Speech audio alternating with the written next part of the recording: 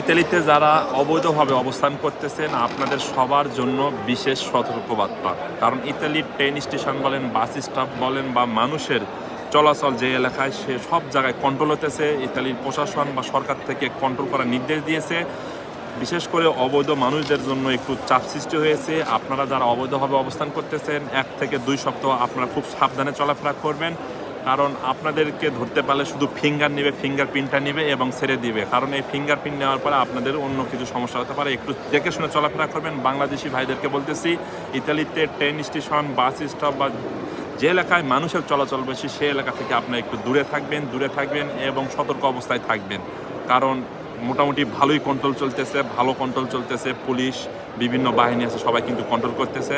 বিশেষ করে ট্রেন এবং বাসের ভিতর কন্ট্রোলটা বেশি, ট্রেন এবং বাসের ভিতরে। আপনারা সাবধান থাকবেন।